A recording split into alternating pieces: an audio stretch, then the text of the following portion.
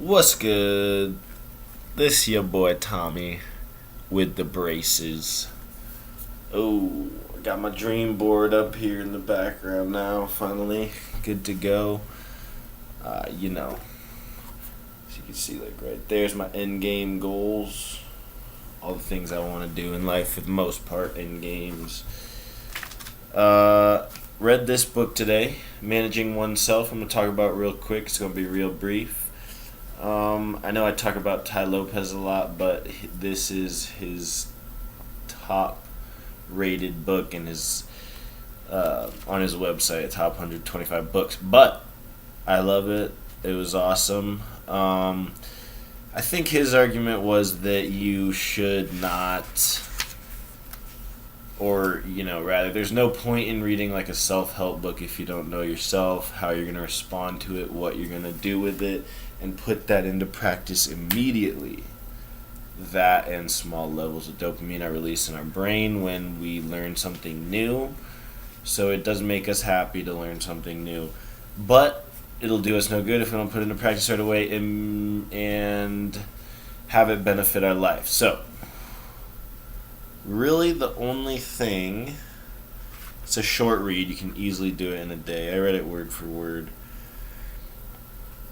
He talks about the three most important things to know yourself. His argument is that you need to build off of your strengths, and most people don't know what their strengths actually are. And I'm just going to flip to this one page really quick.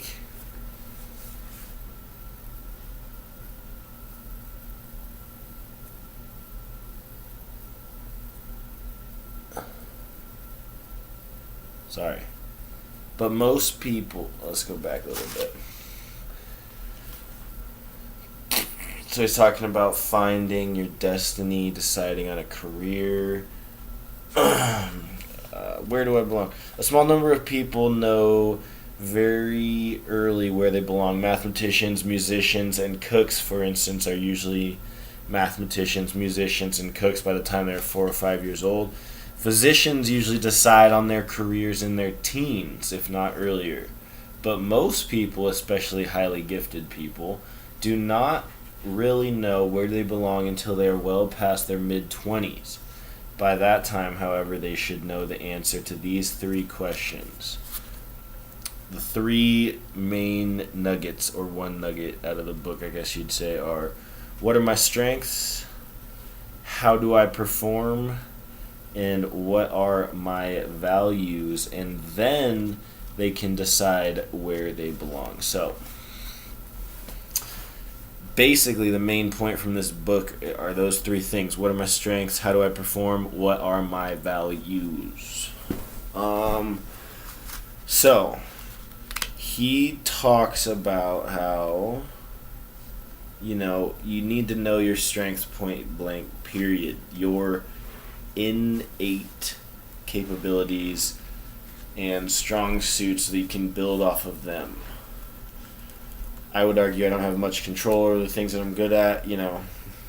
Nature versus nurture, unfortunately, got the best of me. But we can realize our strengths and build off of them. How do I perform? This, he talked a little more depth. He basically says, you need to figure out if you're an introvert, extrovert, what kind of environment you perform in best. Basically, how you get the maximum potential out of yourself possible, in a way. So, and then third thing, what are my values? What do I believe in? I like to boil this down to, what is your why? Why do you do the things you do? Anything at all. Why do you work? Why do you have the goals you have? So, I'll cut it off there. I don't want to give away too much because anybody and everybody should read this book. It definitely helped me ponder my own strengths and weaknesses in life, for sure.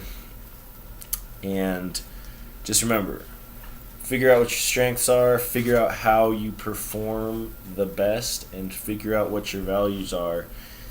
And then you should decide where you belong, especially in a career. That's Managing Oneself, Peter Drucker. All right, bye, y'all.